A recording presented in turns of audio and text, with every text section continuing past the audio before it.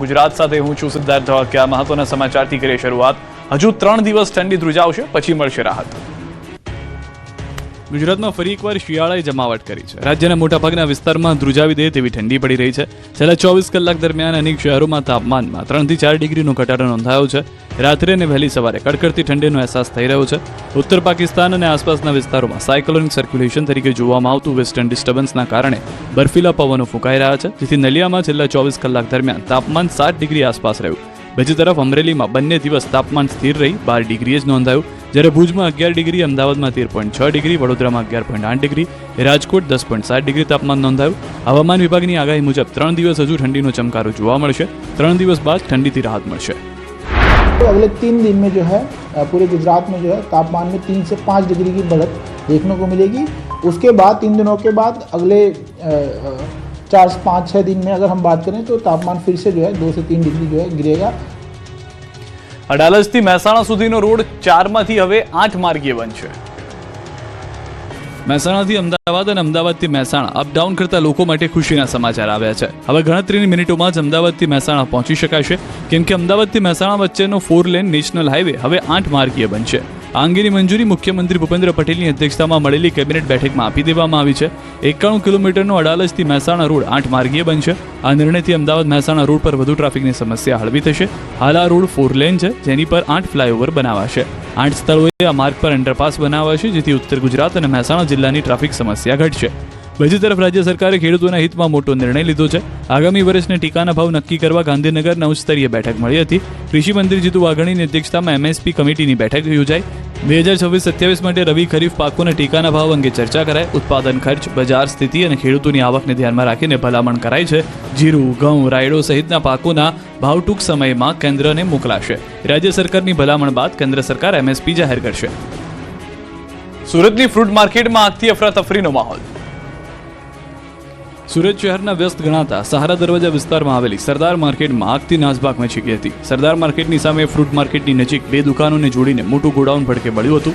ગોડાઉનમાં fruit pack કરવા માટેના પુઠ્ઠાના બોક્સ અને પ્લાસ્ટિકના કેરેટનો મોટો જથ્થો સંગ્રહિત થયો, જેમાં અચાનક આગ લાગતા આગે વિકરાળ સ્વરૂપ ધારણ કર્યું। જ્વલનશીલ સામગ્રી હોવાને કારણે આગે જોતજોતામાં વિકરાળ સ્વરૂપ ધારણ કરી લીધું, જેના ધુમાડાના ગોટે ગોટા દૂર દૂર સુધી જોવા મળ્યા હતા। આગ ફાટી નીકળતા લાખો રૂપિયાનો સામાન બળીને ખાખ થઈ ગયો। ફાયર વિભાગને 1 કલાકની ભારે જહેમત બાદ આગ પર કાબુ મેળવવામાં સફળતા મળી। આગની જાણ થતાં જ સ્થાનિક વેપારીઓ અને કામદારોમાં અફરાતફરી મચી ગઈ હતી। સદનસીબે આ દુર્ઘટનામાં કોઈ જાનહાની થઈ નથી, જેનાથી તંત્ર અને વેપારીઓએ રાહતનો શ્વાસ લીધો છે। પ્રાથમિક અંદાજ મુજબ ગોડાઉનમાં રહેલો 70% જેટલો સામાન બળીને ખાખ થઈ ગયો છે। ખંભાળિયાના કિશોદમાં ખેડૂતના ખેતરમાં લાગી ભીષણ આગ। જામખંભાળિયાના કિશોદ ગામે ખેતરમાં ભીષણ આગ લાગતા દોડધામ મચી ગઈ હતી। કિશોદના સીમી વિસ્તારમાં એક ખેતરમાંથી પસાર થતા વીજ પોલમાં શોર્ટ સર્કિટ થઈ ગયા। આગના તણખલા ખેતરમાં જરતા આગ લાગી। થોડી જ ક્ષણોમાં આગે વિકરાળ સ્વરૂપ ધારણ કરી લીધું। આગના કારણે ખેતરોમાં રહેતા મજૂરોમાં નાસભાગ મચી ગઈ। તુરંત ફાયર વિભાગને જાણ કરી ફાયરની ટીમે પહોંચીને આગ પર પાણીનો મારો ચલાવ્યો। આગને કારણે અનેક વૃક્ષો બળીને ખાખ થઈ ગયા હતા। જામનગરમાં ખનન માફિયાની દાદાગીરી, ખનન કરતા રોકતા લાકડીઓ, ખુરશીઓથી કર્યો હુમલો। જામનગરમાં ખનન માફિયાઓ હવે ગુંડાગીરી પર ઉતરી આવ્યા છે। અત્યાર સુધી ગેરકાયદે ખનન કરી દાદાગીરી કરી રહ્યા હતા, જ્યારે લોકો દ્વારા ખનન કરતા રોકવામાં આવતા તેમના પર હુમલો કર્યો। જોડિયા તાલુકાના રણજીતપર ગામના 33 વર્ષીય ખેડૂત રમેશભાઈ રાઠોડ સ્થાનિકો સાથે રેતી ખનન કરી રહેલા વાહનોને અટકાવવા ગયા।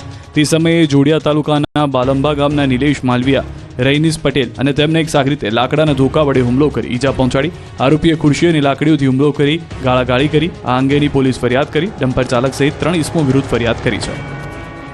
વડોદરામાં યુવકે પત્નીના પૂર્વ પ્રેમીને સરા જાહેર છરીના ઘા ઝીક્યા। વડોદરા શહેરના જૂના પાણીગેટ પોલીસ સ્ટેશન સામે જ ખૂની ખેલ ખેલાયો હતો। રોડ પર ખુલ્લેઆમ એક યુવકે તેની પત્નીના પૂર્વ પ્રેમી પર સરા જાહેરમાં છરીના ઘા ઝીક્યા હતા। વિશાલ કહાર નામના યુવકે મોહમ્મદ હુસૈન જુલ્ફિકાર અલી સૈયદને ઉપરા છાપરી છરાના ઘા ઝીકી આંતરડા બહાર કાઢી નાખ્યા હતા। દ્રશ્યમાં જોઈ શકાય છે કે આરોપી વિશાલ કહાર મોટા છરા સાથે પાણીગેટના યુવાન પર તૂટી પડ્યો। પહેલો ઘા વાગતા જ યુવક નીચે પડી ગયો હતો, જે બાદ હુમલાખોરે છરાના ઉપરા છાપરી ઘા મારવાના શરૂ કર્યા। આ જોઈ ત્યાંના આસપાસના લોકો ઇજાગ્રસ્તને બચાવવા આવ્યા હતા। હુમલાખોરોને ખેંચીને લઈ જતા અને સાથે ઇજાગ્રસ્તોને પણ અન્ય વ્યક્તિ લઈ જતો હતો, ત્યારે આરોપીએ તેના પગ ખેંચી ફરીથી છરા માર્યા। લોકોએ યુવકને બચાવી 108 મારફતે સયાજી હોસ્પિટલ ખસેડ્યો, જ્યારે આ હુમલાને અંજામ આપનાર વિશાલ ભાગી છૂટ્યો। આ હુમલો આડા સંબંધને કારણે કરવામાં આવ્યો હોવાની પોલીસને શંકા છે। ઘટના બાદ પોલીસના ઉચ્ચ અધિકારીઓ ઘટના સ્થળે દોડી આવ્યા, જ્યારે હુમલામાં ઇજાગ્રસ્ત યુવકનું સારવાર દરમિયાન મોત નીપજ્યું. આ મામલે પોલીસે અલગ અલગ ટીમો બનાવી હત્યાને અંજામ આપનાર હત્યારાને ઝડપી પાડવા પોલીસે ચક્રો ગતિમાન કર્યા. બીજી તરફ યુવકના મોતને લઈને પરિવારમાં ભારે શોકની લાગણી પ્રસરી ગઈ છે. સાપુતારામાં આર્મી જવાનોની ટ્રક પલટી તો કલોલમાં થયો ટ્રિપલ અકસ્માત. સાપુતારામાં બીએસએફ જવાનોને અકસ્માત નડ્યો છે. સાપુતારાના ઘાટ પર તોપ લઈને જતી બીએસએફની ટ્રક પલટી ગઈ હતી. મહારાષ્ટ્રથી નાસિક રાજસ્થાન બોર્ડર પર જવાનો ટ્રકમાં ટેન્ક લઈને જઈ રહ્યા હતા, ત્યારે કોઈ કારણોસર ટ્રક પલટી મારી ગઈ, જેથી 3 જવાનોને ઈજા પહોંચી, જેમને વધુ સારવાર માટે હોસ્પિટલે ખસેડવામાં આવ્યા. ટ્રક આખો ઊંધો વળી ગયો હતો. ટેન્કથી રોડ બ્લોક થઈ ગયો હતો. બીજી તરફ ગાંધીનગરના કલોલમાં ટ્રિપલ અકસ્માત થયો. કલોલ શેરથા રોડ પર પૂરપાટ જતી બસ, ટ્રક અને રિક્ષા વચ્ચે જોરદાર ટક્કર થઈ. ટ્રકની પાછળ રિક્ષા ઘૂસી જતા રિક્ષાનો બુકડો બોલી ગયો. બસમાં વિદ્યાર્થીઓ સવાર હતા. અકસ્માતથી તેઓ ડરી ગયા હતા, જોકે કોઈ જાનહાની થઈ નથી. આ બાજુ મહીસાગરના વીરપુરમાં અકસ્માત સર્જાયો. વીરપુરના બારોડ ગામ પાસે 2 બાઇક વચ્ચે અકસ્માત થયો. અકસ્માતમાં બંને બાઇક ચાલકના ઘટના સ્થળે જ મોત થયા. તાપીમાં પણ ટ્રિપલ અકસ્માતમાં 23 લોકો ઇજાગ્રસ્ત થયા. બાજીપુરા બાયપાસ રોડ પર મીંઢોળા નદીના પુલ નજીક પલટી થયેલી ટ્રકની પાછળ આવતા બાઇક સવારો ઘૂસી ગયા. પાછળથી પૂરપાટ આવતી લક્ઝરીના ચાલકે કાબુ ગુમાવતા ડિવાઈડર પર ચડી તો બસ પલટી મારી ગઈ, જેથી લક્ઝરીમાં સવાર 50 જેટલા મુસાફરોમાંથી 23 જેટલા મુસાફરોને નાની મોટી ઇજાઓ પહોંચી. ખાનગી બસ મહારાષ્ટ્રના અકોલાથી અમદાવાદ જતી હતી. દાહોદમાં લૂંટના ઈરાદે 4-વ્હીલર કાર પર પથ્થરમારો. ગરબાડાથી દાહોદ આવતા સોની પરિવારની 4-વ્હીલર કાર પર થયો હુમલો. ગરબાડાથી દાહોદ આવતા દેવધા ગામ નજીક કાર પર થયો હુમલો. કારમાં સવાર 11 વર્ષની બાળકીને પહોંચી ઈજા. પરિવારજનો તાત્કાલિક બાળકીને સારવાર અર્થે ખસેડી હોસ્પિટલ. પથ્થર મોઢાના ભાગે વાગતા 9 ટાંકા આવ્યા. સમગ્ર મામલાની જાણ પોલીસને કરતા પોલીસે તપાસ તેજ કરી. જામનગરમાં જર્જરિત ઇમારતનો ભાગ ધરાશાયી થતા એક મહિલાની ઈજા પહોંચી.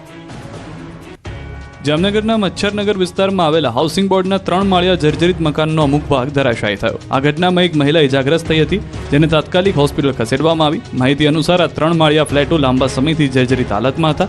આજે બપોરના સમયે અચાનક જ મકાનના પારાપેટ અને છજ્જાનો કેટલોક ભાગ તૂટી પડ્યો. ધરાશાયી થવાને કારણે કૃષ્ણાબા ઘનશ્યામસિંહ જાડેજા નામની વૃદ્ધ મહિલા ઇજાગ્રસ્ત થયા હતા. તેમને તાત્કાલિક 108 એમ્બ્યુલન્સ મારફત જામનગરની જીજી હોસ્પિટલમાં સારવાર અર્થે ખસેડવામાં આવ્યા. ઘટનાની જાણ થતાં જ ફાયર બ્રિગેડની ટીમ તાત્કાલિક ઘટના સ્થળે દોડી ગઈ હતી. તંત્ર દ્વારા વધુ કાર્યવાહી હાથ ધરવામાં આવી હતી. વડોદરાના સયાજીબાગ બાળ મેળામાં થઈ ચોરી તો દ્વારકામાં થયેલી ચોરીનો ભેદ ઉકેલાયો. વડોદરાવાસીઓ સયાજીબાગમાં ચાલતા મેળામાં જાઓ તો ચોરોથી સાવધાન રહેજો. મેળામાં ચોરી કરતી મહિલાઓને સ્થાનિકોએ પકડીને પોલીસને હવાલે કરી છે. મેળામાં મહિલા મોબાઈલની ચોરી કરતી રંગે હાથે પકડાઈ ગઈ છે. દ્રશ્યોમાં જોઈ શકાય છે કે લોકોની ભીડ વચ્ચે મહિલા આંટા મારી રહી છે. લોકોનું ધ્યાન ન જાય તેમ મોબાઈલની ઉઠાંતરી કરી ફરાર થઈ જાય છે. કેટલાક લોકોએ મહિલાને રંગે હાથે પકડી લેતા મહિલાને પરસેવો છૂટી ગયો. બાદમાં પોલીસને સોંપી હતી. પોલીસે તપાસ કરતા મહિલા પાસેથી 5 મોબાઈલ સાથે $1.25 લાખનો મુદ્દામાલ કબજે કરાયો. તો દ્વારકાના ખંભાળિયામાં થયેલી ચોરીઓનો ભેદ ઉકેલાયો. શક્તિનગર વિસ્તારમાં રહેતો વિજય વનિત ગોદડિયા નામનો આરોપી ચોરીના મુદ્દામાલ સાથે ઝડપાયો. આરોપી દિવસ દરમિયાન ભંગારની રેકડી લઈને શહેરમાં ફરી રેકી કરતો. રાત્રિના સમયે ચોરીને અંજામ આપતો. આરોપીએ એક જ રાતમાં શહેરના 3 અલગ અલગ સ્થળોએ ચોરી કરી. એક મકાનના બ્રાસના દરવાજાના હેન્ડલ ચોર્યા હતા. એક દુકાનના 2 એસી કમ્પ્રેસર ચોરી કરી હતી. એક ખાનગી બેંકના 3 એસી કમ્પ્રેસર પણ ચોર્યા હતા. પોલીસે આરોપી પાસેથી કુલ $1,15,000નો મુદ્દામાલ કબજે કરી આગળની તપાસ હાથ ધરી છે. ડાંગમાં દીપડાના ચુંગલમાંથી દાદીએ પૌત્રીને બચાવી. બૂમ કરતા દીપડો ઊભી પૂંછડીએ ભાગ્યો. ડાંગ પંથકમાં દીપડાની દહેશત દિવસે ને દિવસે વધી રહી છે. ત્યારે ડાંગના દહેર ગામે આદમખોર આવી ચડ્યો હતો અને ઘર આંગણે રમી રહેલી 5 વર્ષીય રિયા નામની બાળકીને શિકાર સમજીને ઉઠાવી ગયો. ધામદ વિહીર ફળિયામાં જ્યારે બાળકીને દીપડો ઉઠાવી જતા બાળકી રડવા લાગી. તેનો અવાજ સાંભળી બાળકીના દાદી બચાવવા માટે દોડ્યા. દાદીએ બૂમાબૂમ કરતા દીપડો ડરીને બાળકીને છોડીને ભાગી ગયો. આદમખોર દીપડાએ બાળકીને ગળાના ભાગેથી દબોચી હતી, જેથી ઇજાગ્રસ્ત બાળકીને હોસ્પિટલ ખસેડી. બીજી તરફ આ અંગેની વન વિભાગને જાણ કરાતા દીપડાને પકડવા માટે પાંજરા ગોઠવ્યા. દહેર ગામમાં અલગ અલગ જગ્યા પર માનવ પક્ષી દીપડાને પાંજરે પૂરવા મુકાયા છે પાંજરા. છેલ્લા 2 મહિનાથી જિલ્લામાં માનવજાત પર દીપડાના હુમલા વધતા સ્થાનિકોમાં ભયનો માહોલ છે. આ તરફ છોટાઉદેપુરમાં વૃદ્ધ પર દીપડાએ કર્યો હુમલો તો સોમનાથમાં ખેતરમાં પણ નાખ્યા ધામા. છોટાઉદેપુર પંથકમાં પણ આદમખોર આતંક મચાવી રહ્યો છે. છોટાઉદેપુરના કોલી ગામે 65 વર્ષના વૃદ્ધ પર દીપડાએ હુમલો કર્યો. વૃદ્ધ વહેલી સવારે પોતાના ખેતરમાં હતા. તે સમયે દીપડો ખેતરમાં ત્રાટક્યો. શિકારની શોધમાં ફરતા દીપડાએ વૃદ્ધને શિકાર સમજી માથાના ભાગે હુમલો કર્યો. જોકે વૃદ્ધે દીપડાથી ડર્યા વગર તેમનો સામનો કર્યો અને દીપડાને ભગાડી દેતા મોતના મુખમાંથી પરત ફર્યા. જોકે દીપડાના હુમલાના કારણે ગંભીર ઈજા પહોંચી તો વન વિભાગને જાણ કરતા વન વિભાગના કર્મચારીઓ ઘટના સ્થળે દોડી આવ્યા. ગ્રામજનોની માંગ છે કે વહેલી તકે દીપડાને પાંજરે પૂરવામાં આવે. આ તરફ એક ખેતરમાં જાણે રખેવાળી કરવા આવ્યો હોય તેવા દ્રશ્યો સામે આવ્યા. ગીર સોમનાથના સૂત્રાપાડાથી ખાંભા ગામે એક ખેતરમાં ધોળા દિવસે દીપડાએ ધામા નાખ્યા. દીપડો જાણે કોઈ શિકાર હાથમાં આવે તેની રાહ જોતો હોય તેવું લાગી રહ્યું છે. લોકોને જોતા ઘઉંના ખેતરમાં દીપડો ભાગતા નજરે પડી રહ્યો છે. વાડી વિસ્તારમાં દીપડાના આટાફેરાના કારણે ખેડૂતોમાં ભયનો માહોલ છે. અરવલ્લીમાં ઘઉંનું વાવેતર બગડે તેવા એંધાણ. હાલ મિશ્ર ઋતુના કારણે રવિ પાક પર ખતરો મંડરાયો છે. અરવલ્લી જિલ્લામાં રવિ સિઝનમાં ખેડૂતો દ્વારા મોટા પ્રમાણમાં ઘઉંનું વાવેતર કરવામાં આવ્યું છે. જિલ્લામાં કુલ 81,549 હેક્ટર જમીનમાં ઘઉંની વાવણી થઈ છે. શરૂઆતમાં ખેડૂતોને સારા ઉત્પાદનની આશા હતી, પરંતુ છેલ્લા 2 દિવસથી બદલાતા વાદળછાયા વાતાવરણ અને ઠંડા પવનોને કારણે ખેડૂતો ચિંતામાં મુકાયા છે. હાલના વાતાવરણના પલટાથી ઘઉંના ઉતારામાં આશરે 10% ઘટાડાની ભીતિ સેવાઈ રહી છે. સાથે સિઝનમાં ભાવ ઘટીને મણના 400 રૂપિયા થવાની શક્યતા હોવાથી ખેડૂતોને આર્થિક નુકસાન થવાની ચિંતા સતાવી રહી છે. ઊંઝા માર્કેટયાર્ડ કમર્શિયલ બેંકના ચેરમેન વાઇસ ચેરમેનની વરણી. ઊંઝા માર્કેટયાર્ડ કમર્શિયલ કોઓપરેટિવ બેંકના ચેરમેન તરીકે પિયુષભાઈ અને વાઇસ ચેરમેન તરીકે પ્રિયંકાબેન પટેલની બિનહરીફ વરણી કરાઈ, તો વહીવટી સંચાલન માટે મેનેજિંગ ડિરેક્ટર તરીકે રમેશભાઈ પટેલની નિમણૂક કરવામાં આવી. તમામ હોદ્દેદારોની સર્વાનુમતે વરણી થતાં સહકારી ક્ષેત્રમાં આનંદની લાગણી પ્રસરી છે. નવા હોદ્દેદારોની નિમણૂક પ્રક્રિયા શાંતિપૂર્ણ માહોલમાં સંપન્ન થઈ હતી. સહકારી ક્ષેત્રે મહત્વનું સ્થાન ધરાવતી આ બેંકના ટોચના હોદ્દાઓ માટેની ચૂંટણી પ્રક્રિયામાં તમામ હોદ્દેદારોની બિનહરીફ વરણી કરવામાં આવી, જે સંસ્થામાં એકતાનું ઉમદા ઉદાહરણ પૂરું પાડે છે. સુરતમાં ભર શિયાળે રોડ પર પાણીની નદી વહી. સુરતમાં ભર શિયાળે રોડ પર નદી વહી. જી હા, મનપાની બેદરકારીના કારણે લાખો લીટર પાણી વેડફાયું. પાંડેસરા પિયુષ પોઈન્ટ પર વાલ બદલવાના નામે પાણીનો વેડફાટ થયો. હાઇડ્રોલિક વિભાગની બેદરકારીને લઈને સ્થાનિકોમાં આક્રોશ છવાયો. એક તરફ પાણી બચાવવાનો સંદેશ આપવામાં આવતો હોય છે અને બીજી તરફ તંત્ર પોતે પાણીનો વેડફાટ કરે છે. ત્યારે તંત્રની બેવડી નીતિને લઈને લોકોમાં રોષ છવાયો. ત્યારે હાલ તો પાણીના વેડફાટનો વિડીયો વાયરલ થઈ રહ્યો છે. દ્રશ્યોમાં જોઈ શકાય છે પાણીનો ધોધ વહી રહ્યો છે, જેથી રોડ પર પાણીની રેલમછેલ થઈ છે. રાજકોટની ઉત્કર્ષ સ્કૂલમાં ધોરણ 11નો વિદ્યાર્થી ત્રીજા માળેથી નીચે પટકાયો. શાળા સંચાલક દ્વારા ભીનું સંકેલવાનો પ્રયાસ. રાજકોટ શહેરની જાણીતી ઉત્કર્ષ સ્કૂલમાં ધોરણ 11માં અભ્યાસ કરતો એક વિદ્યાર્થીના ત્રીજા માળેથી નીચે પટકાતા ચકચાર મચી ગઈ છે. શાળામાં ટ્યુશન ક્લાસીસ ચાલી રહ્યા હતા ત્યારે વિદ્યાર્થી ઉપરથી નીચે પટકાયો. વિદ્યાર્થી ત્રીજા માળે પોતાના મિત્રો સાથે વાતચીત કરી રહ્યો હતો. અચાનક સંતુલન ગુમાવતા તે બારીમાંથી નીચે પટકાયો. સદનસીબે વિદ્યાર્થી નીચે પડતી વખતે એસીના આઉટડોર યુનિટને પકડી લેતા તેનો જીવ બચી ગયો અને તેને માત્ર સામાન્ય ઈજાઓ થઈ.